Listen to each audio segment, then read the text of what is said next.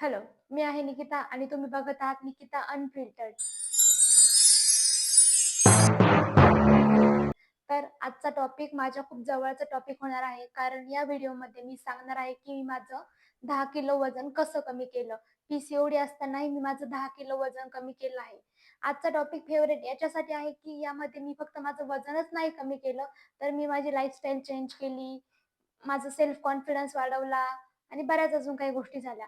तर याचा सगळ्या डिटेल्समध्ये मी तुम्हाला सांगणार आहे. त्यासाठी मी डायरीमध्ये काही पॉइंट्स पण लिहून आणले आहे, की मी काही विसरायला नको. सो व्हिडिओ शेवटपर्यंत नक्की बघा. तर पहिला टॉपिक, माझं वजन कसं वाढलं? कॉलेजला असताना मी घरी राहायचे, गावाला राहायचे म्हणजे मम्मी-पप्पांसोबत राहायचे. तर घरचं खाणं वगैरे होतं आणि आम्ही शेतात राहायचो. सो माझं काम पण व्हायचं. बसने अप करायचे, तर वर्कआउट वगैरे पण व्हायचं. सो माझं वजन एकदम मेंटेन होतं, म्हणजे काही एक्स्ट्रा नव्हतं. पण जेव्हापासून मी पुण्याला आले, जॉबला लागले, तेव्हापासून असं झालं की बाहेरचं खाणं, जॉबला कंटिन्यू बसून राहणं आणि unhealthy lifestyle, sleep hours, water intake सगळं काही बिघडून गेलं होतं. सो माझं वजन वाढायला लागलं आणि मेन गोष्ट मला ते समजलं पण नाही. कारण की आपल्यामध्ये हे अचानक चेंजेस नाही होत ना, असं थोडं वाढत गेलं. सो मला ते समजलं नाही. आणि अजून एक गोष्ट, आमच्या घरात मोठा आरसा नव्हता. म्हणजे गावाला होता, पण रूमवर नव्हता. सो मला कळतच नव्हतं, की मी म्हणजे कशी दिसते. कारण घरी आरसा असलं, की आपण नेहमी पाहत असतो. आपल्याला समजत असतं. तर मला ते समजतच नव्हतं आणि कधी माझं 5-6 किलो वजन वाढून गेलं मलाच कळालं नाही. त्याच्यानंतर मला माझे कपडे येत नव्हते. मला घरी गेल्यावर रिलेटिव्हज बोलायला लागले, की "तू जाड झाली आहेस, पुण्याला जाऊन जाड झाली." माझे फ्रेंड्स सगळे बोलायला लागले. तर माझा सेल्फ कॉन्फिडन्स खूप कमी होऊन गेला होता आणि मी थोडी डिप्रेस व्हायला लागले होते, की आता काय करावं, काय करावं? माझे पिरियड्स पण इरेग्युलर व्हायला लागले होते. आता पी-सी-ओ-डी आहे हे कसं कळालं? तर मला आधी पिरियड्स लेट व्हायला लागले होते माझे. म्हणजे 1 महिन्याने यायचे, त्याच्यानंतर 1 महिना 10 दिवस, 20 दिवस, नंतर 2 महिन्यांनी यायला लागले. त्याच्यानंतर 3 महिने.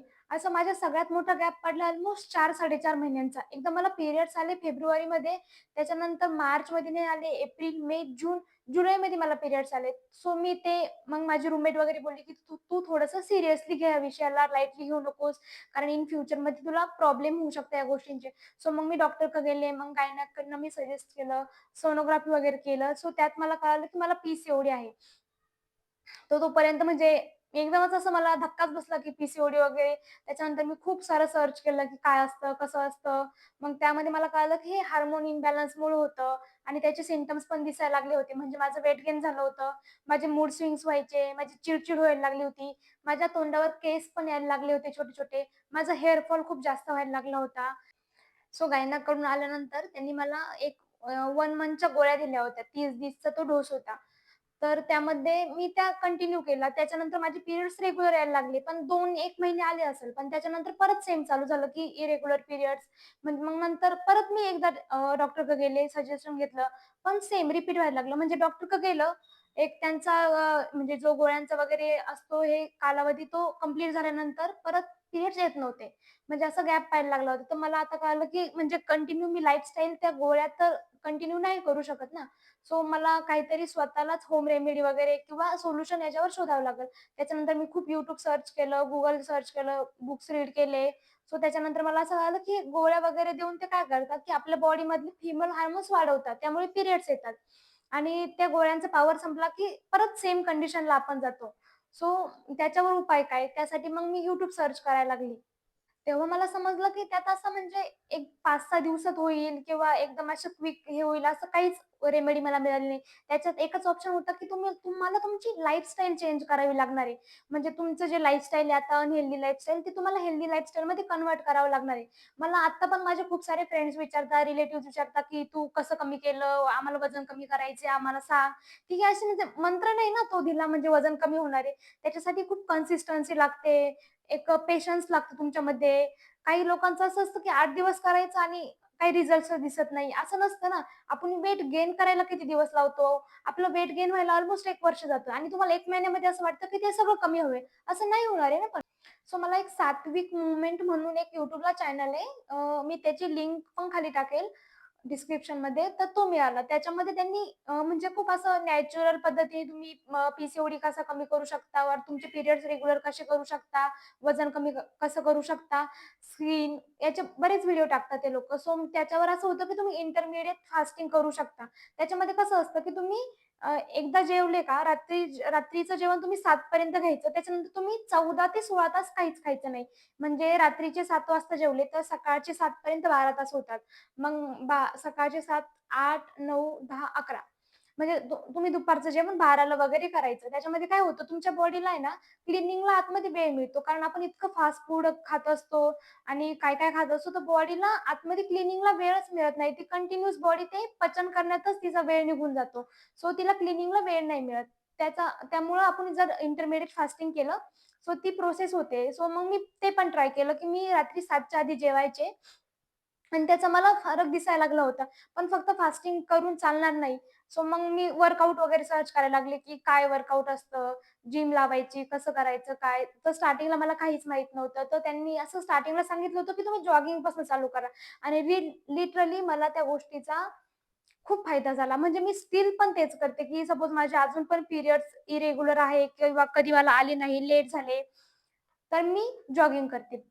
जेव्हा तुम्ही जॉगिंग करता और रनिंग करता, तेव्हा तुमचे ओव्हरीज कंटिन्यू वर खाली होतात. त्याच्यामध्ये मूव्हमेंट होते. सो त्याच्याने तुमचे पिरियड्स लवकर येऊ शकतात.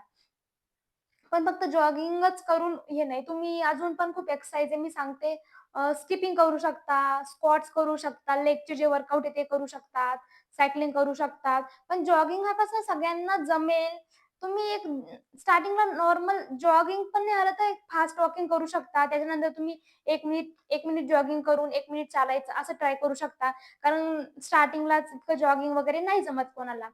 1 महिना ट्राय केलं. 1 महिना मी रोज सकाळी अल्मोस्ट 3 ते 4 किलोमीटर जॉगिंग करायचे और फास्ट चालायचे कंटिन्यू आणि फक्त जॉगिंगच नाही तर त्यामध्ये मी डायट पण इन्क्लूड केलं. म्हणजे मी बाहेरचं खाणं पूर्ण बंद करून टाकलं होतं. काही लोकांचं असं असतं ना डायट म्हणजे एकदम स्ट्रिक्ट डायटवर जातात. एकदम स्ट्रिक्ट डायटवर नाही जायचं. तुम्हाला तुमचा पोर्शन कंट्रोल करता आला पाहिजे. म्हणजे की तुम्ही खूप जास्त खाताय ना, कमी खा आणि ट्राय करा की घरातलं खा. म्हणजे भाजी-पोळी, वरण-भात, सॅलड बस याच्यावर स्विच करा आणि त्याचा पोर्शन थोडासा कमी करा. आणि वेळेवर खा. म्हणजे आज 12:00ला जेवताय, तर उद्या पण 12-1च्या दरम्यानच जेवा. असं नाही आज 12 आणि उद्या 4ला जेवताय. त्याच्यामुळं पण होतं. आणि अजून इम्पोर्टंट स्लीप सायकल.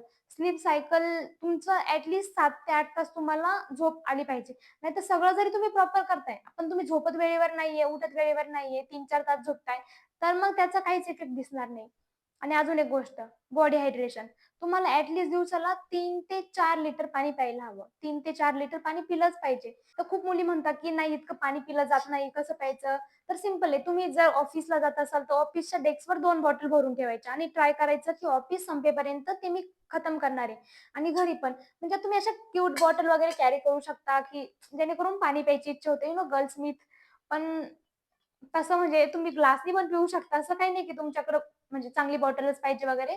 पण मग मी एक ऑप्शन दिला, की कंटिन्यू बॉटल शेजारी ठेवायच्या. तुमच्या बेडवर बॉटल ठेवा, तुमच्या स्टडी टेबलवर बॉटल ठेवा, ऑफिसच्या डेस्कवर बॉटल ठेवा आणि असं ठरवून ठेवायचं, की मला हे दिवस संपेपर्यंत हे पाणी पिऊन घ्यायचंय. बॉडीला या सगळ्याची सवय लागली पाहिजे. म्हणजे वॉटर इनटेक, जॉगिंग वगैरे.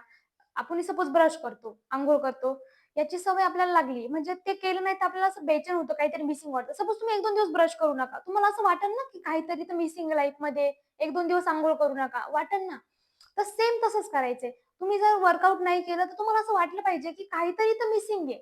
म्हणजे तुम्ही लाईफचा एक पार्ट बनवा त्या गोष्टीला, की सवय आपण कसं सकाळी उठतो, ब्रश करतो, अंघोळ करतो, रेडी होतो, जेवण करतो. तसं एक रुटीनमध्ये ॲड करा. उठायचं, फ्रेश व्हायचं, जॉगिंग वगैरे करून यायची. त्याच्यानंतर अंघोळ, डायट असं एक रुटीन बनवा आणि त्याचा एक पार्ट जरी मिसिंग झाला, तर आपल्याला असं काहीतरी कमी असल्यासारखं वाटतं. तेव्हाच त्या गोष्टीचा कुठेतरी फायदा होईल. मी ते फोटो ॲड करते, की मी आधी कशी होते. म्हणजे पी-सी-ओ-डीने लिटरली माझं पोट असं फुगलं होतं. म्हणजे मला लोक असं बोलायला लागले होते, की "तू इतकं पोट कसं फुगलंय तुझं? तू प्रेग्नंट आहेस का?" म्हणजे ज्या लोकांना माहीत नव्हतं मी अनमॅरिड आहे ते लोकं. तर मग त्याच्यानंतर मी माझं खूप असं डिप्रेस फील व्हायला लागलं होतं मला. त्याच्यानंतर मग मी हे सगळं केलं, की diet, workout, blah, blah, blah, blah. मी जे आधीच्या व्हिडिओमध्ये सांगितलं हे सगळं मी केलं. त्याच्यानंतर माझी प्रोग्रेस अशी असं दिसायला लागलं होतं. स्टार्टिंगला मी एकदम असं तुम्हाला म्हणत नाही, की तुम्ही एक्सपेन्सिव्ह जिम लावा, जिमची मेंबरशिप घ्या. पण तुम्ही एक बेसिक होम वर्कआउट और जॉगिंग चालवून पण करू शकता. नंतर तुम्ही मग जिम वगैरे लावू शकता. पण असं नाही की तुम्हाला पी घालवायचा म्हणजे तुम्हाला जिमच लावावी लागल. आणि हा एक खूप मोठा गैरसमज आहे, की डॉक्टर वगैरे गेल्याने लगेच बरं होतं और मेडिसिन खाल्ल्याने ते सगळे टेम्पररी चेंजेस आहे. तुम्हाला ॲट द एंड तुमची लाईफस्टाईल चेंज करावी लागणार आहे. त्याच्याशिवाय पर्याय नाही. माझे खूप रिलेटिव्हज असे, की म्हणजे पुण्याला ट्रीटमेंट घेत आहे, नाशिकला ट्रीटमेंट घेत आहे, 2-2 वर्ष झाली ट्रीटमेंटच घेत आहे. पण मी तुम्हाला सांगते, मी फक्त 2दा डॉक्टरकडे गेले होते आणि त्यात मला समजून गेलं, की हे सगळं टेम्पररी म्हणजे जोपर्यंत मी त्यांचे मेडिसिन्स घेते, बस तोपर्यंतच त्याचा इफेक्ट आहे. त्याच्यानंतर माझी बॉडी परत जैसे थे होते. सो तुम्हाला सगळ्यात महत्त्वाची गोष्ट, तुम्हाला वर्कआउट चालू करावं लागणार आहे. तुम्हाला तुमचं डायट मेंटेन करावं लागणार आहे. तुम्हाला तुमची स्लीप सायकल नीट करावी लागणार आहे. ऑर्डर इनटेक नीट करावं लागणार आहे. माझ्यासोबत पण सेम झालंय. मी नवीन जॉबला लागले आता थोडे दिवसापूर्वी. त्याच्यामध्ये मला नाईट शिफ्ट मिळाली. माझं सगळं रुटीन चेंज झालं. माझं वर्कआउट वगैरे पण होत नव्हतं. खूप साऱ्या गोष्टी झाल्या. त्याच्यामुळं माझं परत 3-4 किलो वजन वाढलंय. सो मी परत आता ते चालू केलंय. आधी असं होतं, की माझ्याकडे फोन वगैरे नव्हता चांगला, माहीत पण नव्हतं. सो मी इतकंच काय रेकॉर्ड नाही करू शकले माझ्या लास्ट वर्कआउट जर्नीचं. पण मी सॉरी वर्कआउट नाही, वेट लॉस जर्नीचं. पण मी आता ट्राय करणार आहे, की मी जितकं काही रेकॉर्ड करता येईल और जितकं काही माहिती तुम्हाला सांगता येईल ते मी करणार आहे. सो मी आता रनिंग चॅलेंज चालू केलंय रिसेंटली. तुम्ही माझ्या चॅनलवर बघू शकता. तुम्ही ते जॉइन पण करू शकता. तर माहीत नाही मला बोलता आलंय की नाही. माझा हा पहिलाच असा इन्फॉर्मेटिव्ह व्हिडिओ आहे मोठावाला. मी सगळे पॉइंट्स आय होप कव्हर केले असतील. जर तुम्हाला स्किल काही क्वेशन असेल तर तुम्ही मला माझ्या कमेंट बॉक्समध्ये विचारा. मी नक्कीच त्यांचं उत्तर देईल. आणि अजून तुम्हाला असे इन्फॉर्मेटिव्ह व्हिडिओ पाहिजे असेल तर त्याच्यासाठी पण सांगा. मी एक पी-सी-ओ-डीचे म्हणजे तुम्हाला कसं कळतं की तुम्हाला पी आणि त्याच्यावरती काय तुम्ही करू शकता याच्यावर एक डिटेल व्हिडिओ बनवणार आहे. तो पण मी पोस्ट करते. So bye.